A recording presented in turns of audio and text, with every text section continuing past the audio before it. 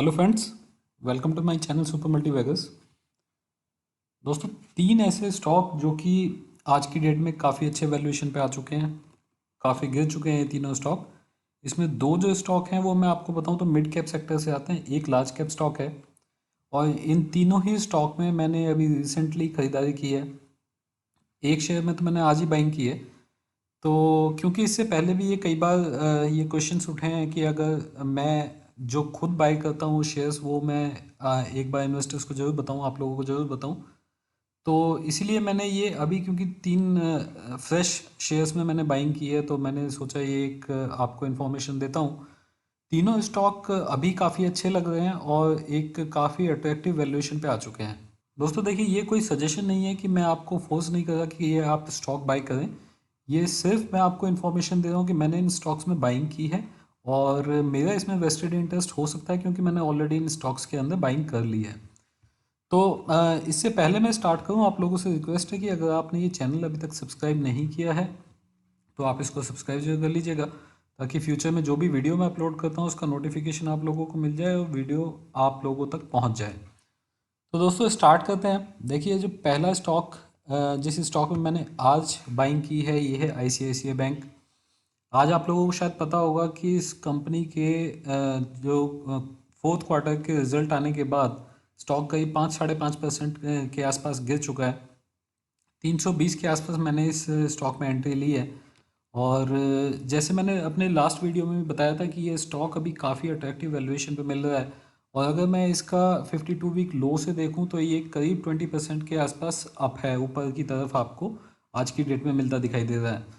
जिस तरीके से बैंकिंग सेक्टर है उसमें हो सकता है आने वाले टाइम में इस पर्टिकुलर स्टॉक में थोड़ा सा कंसोलिडेशन और हो और ये आपको यहाँ से 5-10% का करेक्शन और दिखा सकता है आने वाले कुछ टाइम में।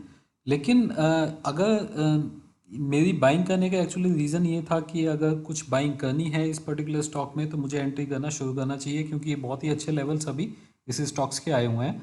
और अभी रिजल्ट के चक्कर में इस स्टॉक के अंदर थोड़ी करेक्शन भी आई है। तो दोस्तों देखिए, कुछ इंपॉर्टेंट चीज़ इस स्टॉक के बारे में आप जान लीजिए। अभी फोर्थ क्वार्टर के नंबर्स इस कंपनी के आए हैं। फोर्थ क्वार्टर के नंबर्स में क्या ऐसा आया है कि जिसकी वजह से स्टॉक गिर गया है। देखिए, एक तो इस कंपनी ने बताया कि इसने करीब 2,725 करोड़ के आसपास का प्रोविज़न किया है, जो कि इसने कोविड-19 के लिए किया है। इसके अलावा इस कंपनी ने बताया है कि इसका जो ऑपरेटिंग प्रॉफिट है उसमें करीब 19% के आसपास की ग्रोथ इस कंपनी ने दिखाई है पूरे साल में। और अगर इस कंपनी का स्टैंड अलोन प्रॉफिट देखें तो वहाँ पे भी करीब 26% की ग्रोथ इस कंपनी ने दिखाई है फोर्थ क्वार्टर के अंदर। तो इस कंपनी का जो प्रॉफिट है, स्टैंड अलोन प्रॉफिट, वो करीब 1221 करोड़ के आसपास आया है। लास्ट ईयर से अगर आप इसको कंपेयर करें तो ये करीब 970 करोड़ के आसपास था। साथ ही 10% की लोन ग्रोथ दिखाई है और 18% का इसने ग्रोथ दिखाई है डिपॉजिट के अंदर, तो काफ़ी अच्छा माना जा सकता है। प्रॉब्लम बस एक है कि जो इसने यहाँ पे प्रोविज़न किए हैं 2,725 करोड़ के, प्लस एक चीज़ और है। इसने बताया कि करीब 1,300 करोड़ के आसपास का अमाउंट ऐसा है जो कि आरबीआई की छूट देने की वजह से, मोरेटोरियम की वजह से इसने एनपीए रिकॉग्नाइज नहीं किया है। तो अगर नहीं किया है तो हो सकता है आपको अगले क्वार्टर में अगर पेमेंट नहीं आती है इस कंपनी को तो वहाँ पे एनपीए थोड़ा सा बढ़ता हुआ दिखाई दे। लेकिन अगर इस एनपीए को यहाँ पे कंसिडर करते हैं हम तो इस कंपनी के नंबर्स में, इस पूरे साल के नंबर्स में ये एनपीए का इफेक्ट बहुत कम बैठता, जो कि पोटेंशियल एनपीए आज की डेट में दिख रहा है। इसके अलावा एक और इम्पॉर्टेंट चीज़ जो आप लोगों को ध्यान देनी चाहिए वो है फंड रेजिंग। देखिए, इस कंपनी ने क्या बताया कि एक बड़ा अमाउंट ये कुछ डोमेस्टिक मार्केट से, कुछ इंटरनेशनल मार्केट से उठाने वाले हैं। और वो इसलिए किया जा रहा है क्योंकि कंपनी में लिक्विडिटी बनी रहे। इस सिचुएशन में अगर किसी भी बैंक को या किसी भी फाइनेंशियल कंपनी को आगे सर्वाइव करना है तो उसे कैश की रिक्वायरमेंट है। और इसी के चलते ये कंपनी प्रिकॉशन के तौर पे कुछ पैसा उठा के रखना चाह रही है, कुछ कैश लेना चाह रही है लोगों से। और इसके लिए ये लोग जो डेट सिक्योरिटीज़ हैं वो इशू करेंगे, मतलब डिबेंचर्स वगैरह वो सब ये इशू करेंगे।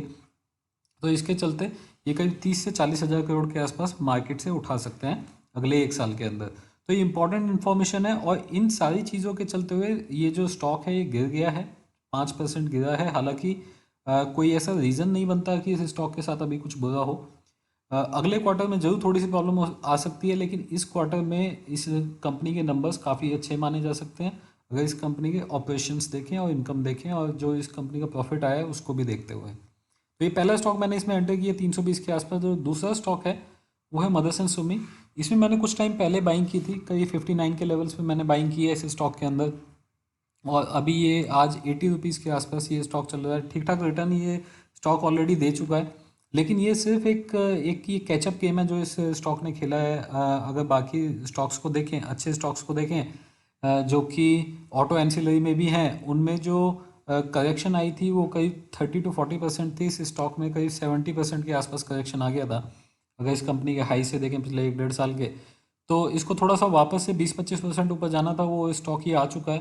लेकिन इसके बाद भी इसकी जो मूवमेंट है वो आने वाले टाइम में बहुत अच्छी रह सकती है। इस कंपनी के पास भी इतना सब कुछ होने की, इतनी प्रॉब्लम होने के बाद आप लोगों को पता होगा कि वर्ल्ड में काफ़ी जगह इस कंपनी के प्लांट्स हैं, काफ़ी मैन्युफैक्चरिंग फैसिलिटीज़ हैं इस कंपनी की, और सब कुछ बंद पड़ा हुआ था इस कोविड के चक्कर में। लेकिन अभी वापस से इस कंपनी ने जो अभी स्टेटमेंट दी है उसमें बताया कि 80% के आसपास प्लांट इस कंपनी के ऑलरेडी ऑपरेशनल हो चुके हैं, और कहीं कहीं ऐसा भी है कि वो फुल कैपेसिटी में काम भी करना स्टार्ट कर दिया है। और इस कंपनी के पास डिमांड ऑर्डर भी जैसे ये बता रहे हैं कि काफ़ी है, क्योंकि लंबे टाइम से मैन्युफैक्चरिंग नहीं हुई है। जो ऑटो कंपनीज़ हैं वो भी बंद पड़ी हुई हैं। इसके चलते इस कंपनी को ऑर्डर्स भी काफ़ी मिले हैं, क्योंकि जैसे ही ये सब चीज़ें ठीक होंगी तो एकदम से बहुत सारा रॉ मटेरियल सारी जो ऑटो कंपनीज़ हैं उनको चाहिए होगा, और इसके लिए इस कंपनी में डिमांड थोड़ी बढ़ती हुई दिखाई दे रही है, जो कि इस कंपनी के मैनेजमेंट ने बताया है।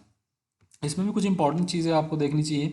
देखिए, एक तो इस कंपनी की जो प्रोडक्शन फैसिलिटीज़ हैं उसमें करीब 50% से ज़्यादा ऑपरेशनल हो चुकी थी लास्ट मंथ अप्रैल के अंदर, और अभी करीब 20% और हो चुकी हैं। मतलब करीब 80% के आसपास इस कंपनी की पूरी प्रोडक्शन फैसिलिटीज़ हैं जो कि ऑपरेशनल हो चुकी हैं। इसके अलावा सबसे इंपॉर्टेंट चीज़, इस कंपनी ने करीब 1,000 करोड़ रुपये अभी मार्केट से उठाने के लिए एक रेजोल्यूशन पास किया है। और इसकी रिक्वायरमेंट इस कंपनी को इसलिए रही कि क्योंकि ये कंपनी भी लिक्विडिटी मेंटेन करना चाह रही है, क्योंकि हो सकता है आने वाले टाइम में कैश क्रंच की सिचुएशन मिले बहुत सारी मैन्युफैक्चरिंग कंपनीज में। उसके चलते ये कंपनी कुछ कैश अलग रखना चाह रही है, तो 1,000 करोड़ के आसपास का पैसा ये मार्केट से उठाने वाली है। मॉर्गन स्टैनली ने इस कंपनी को ओवरवेट कॉल इस कंपनी के ऊपर मेंटेन किया हुआ है। लगातार सेकंड टाइम है जब इसने ओवरवेट कॉल दिया है इस कंपनी के ऊपर। और अभी बहुत सारे म्यूचुअल फंड्स ने इस कंपनी के अंदर बाइंग की है। करीब 10 म्यूचुअल फंड्स ने इस क्वार्टर में इस कंपनी में एंट्री ली है। तो ये एक अच्छा साइन माना जा सकता है इस कंपनी के लिए। 12% का CAGR अभी भी लोगों को लगता है कि ये कंपनी मेंटेन कर लेगी। और इसका जो नेट प्रॉफिट है उसमें भी देखिए करीब 17 to 18% का CAGR इस कंपनी ने मेंटेन किया है। आगे भी उम्मीद है कि ये करती रहेगी।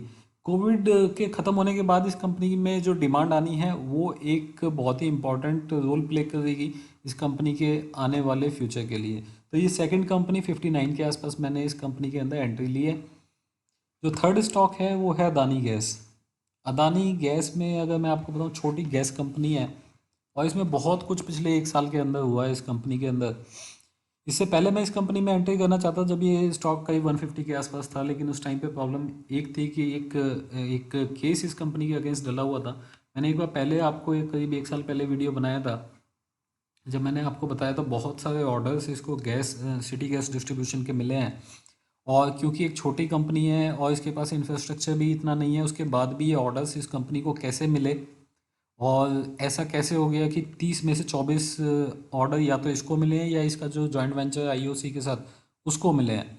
तो ये एक इम्पॉर्टेंट चीज़ थी जिसके चलते इस कंपनी के अगेंस्ट एक लिटिगेशन मैटर हुआ। और उस लिटिगेशन मैटर में इस कंपनी के ऊपर कुछ फ़ाइन भी लगा है, लेकिन वो फ़ाइन जितना लगा था वो काफ़ी कम कर दिया गया। अभी कहीं 1-1.5 करोड़ के आसपास का फ़ाइन इस कंपनी के ऊपर लगा है, लेकिन इसके जो लाइसेंस है वो कैंसिल नहीं हुए हैं। तो इम्पॉर्टेंट चीज़ है, इस कंपनी को जो लाइसेंस मिले हैं वो कैंसिल नहीं हुए हैं। और ये जो लाइसेंस हैं ये अपने आप में एक इतनी बड़ी एसेट इस कंपनी के लिए बनती है कि अगर ये कंपनी इन लाइसेंस को ही सिर्फ किराए पे ही चढ़ा दे, रेंट पे ही दे दे किसी दूसरी कंपनी को, तो उससे ही इस कंपनी का जितना रिवेन्यू है उसके डबल ट्रिपल तो ये इस कंपनी को उसी से मिल सकता है। इसके फंडामेंटल्स इस कंपनी के स्ट्रॉन्ग हो गए हैं। और आप देखिए, बाहर की एक कंपनी है टोटल, फ्रेंच कंपनी, उसने भी इस कंपनी के अंदर बहुत बड़ी बाइंग की है। 37.5% स्टेक इस कंपनी का खरीदा है। और मैं इस कंपनी का टोटल का मैं आपको बताऊं तो एनर्जी और गैस सेक्टर में ये कंपनी वर्ल्ड की जो टॉप 3 कंपनीज हैं उनमें आती है, बहुत बड़ी कंपनी है। और इस कंपनी का अदानी गैस के अंदर जो इन्वेस्टमेंट है ये काफ़ी अच्छा साबित हो सकता है अदानी गैस के लिए। उसी के चलते आपने पहले भी देखा एक बार इस कंपनी के अंदर स्पाइक आया था, लेकिन वापस से अब क्योंकि सारी कंपनीज डाउन है तो इस कंपनी का स्टॉक प्राइस के 100 रुपीज़ के आसपास आ गया है। 90 के आसपास ये स्टॉक प्राइस था कुछ दिन, और मैंने इस कंपनी में जो एंट्री ली है वो 100 रुपीज़ पे ली है अभी रिसेंटली। अभी ये स्टॉक प्राइस 107 के आसपास चल रहा है, और उम्मीद की जा सकती है कि इस कंपनी में भी अगर थोड़ा कंसोलिडेशन और मेंटेन होता भी है उसके बाद ये कंपनी आपको अच्छे लेवल्स दिखा सकती है वापस से, क्योंकि 160-165 के लेवल से ये कंपनी नीचे आई थी। तो उम्मीद की जा सकती है कि वहाँ पे ये कंपनी वापस से पहुँच जाए। और ये एक फ्यूचरिस्टिक कंपनी है। गैस कंपनी जितनी भी होती है प्रॉफिट मेकिंग कंपनी है। अभी इस कंपनी के नंबर्स आए हैं, काफ़ी अच्छे नंबर्स आए हैं इस कंपनी के। 60% के आसपास प्रॉफिट भी बढ़ता दिखाई दिया है इस क्वार्टर में। देखिए इस कंपनी के अगर आप रिटर्न देखें पिछले एक साल में, हम देखते हैं करीब 25% के आसपास गिरावट इस कंपनी ने दिखाई है।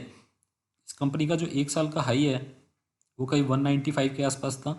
इस कंपनी का एक साल का जो लो है वो 76 के आसपास है, जो कि मार्च एंड में बना था जब मार्केट कोलैप्स हुआ था।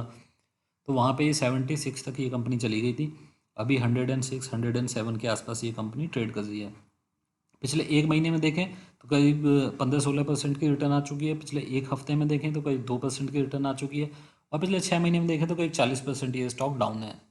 इस कंपनी के जो नंबर्स आए हैं और इस कंपनी के पिछले कुछ क्वार्टर्स के नंबर आपको देखने चाहिए।